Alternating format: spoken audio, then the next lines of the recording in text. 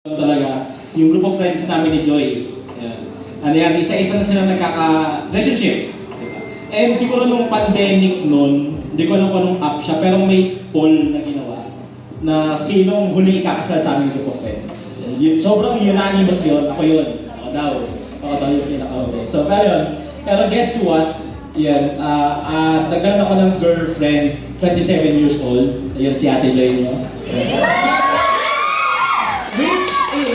Ironically, siya yung gumawa ng poll na yun. Siya din yung nagsabi na ako yung huli ikakasal sa group of friends namin. Ayun, so paano ko na-resist yung pagpasok sa relationship? Siguro una, alam ko kasi na hindi ko pa season. Alam ko kasi at that time, nag-aaral pa lang ako, wala naman akong trabaho. So ayun, alam ko sa sarili ko na hindi pa ako ready sa relationship.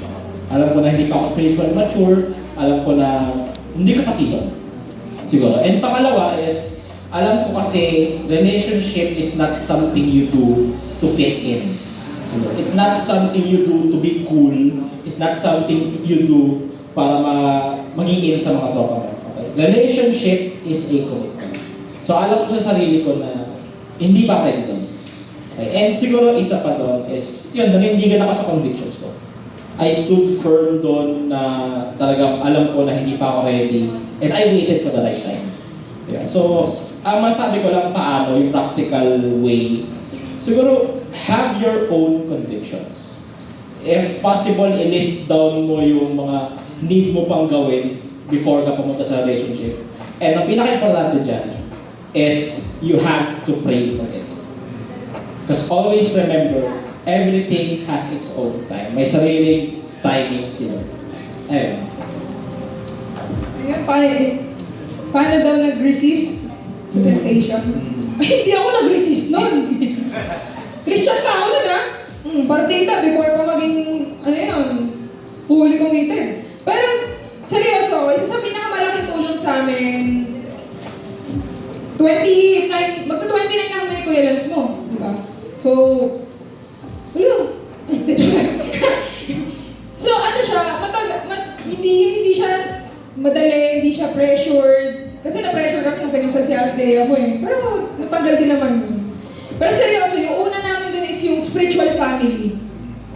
Sabi, spiritual family, pati yung pagtakbo. Pagtakbo, enjoy. Hindi kasi nagkain-laban kami sa jogging eh. Hindi, joke lang.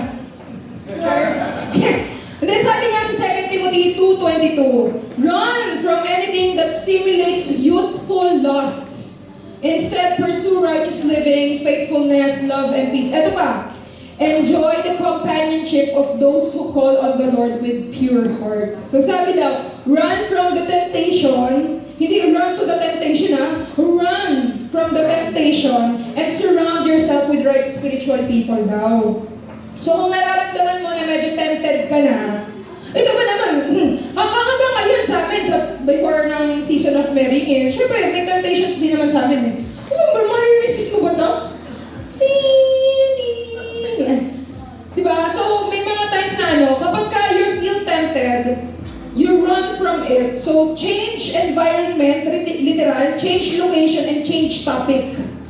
Huwag mo entertain yung mga green jokes o kaya yung mga sweet-sweet na yan, di ba? Yung, ano kaya itsura mo kapag, yung wag ganon. So, don't entertain it. So, change location and change topic. Pangalawa, know your worth in Christ. Hindi mo kailangan maghanap ng karelasyon para lang maramdaman mong mahalaga ka. Lastly, avoid the rebound trap. Ay, ano ba yung rebound trap? Eto lang, hindi yung ikaw yung ni-rebound pati ikaw nang ni-rebound din eh. Why? Baka kasi hindi mo lang naman talaga hanap is relasyon. Ang kailangan mo lang talaga is distraction. Distraction from all the problems, the family problems, sa school. So ito, mahalaga ang paalala. Huwag gamitin ng ibang tao para lang makamove on.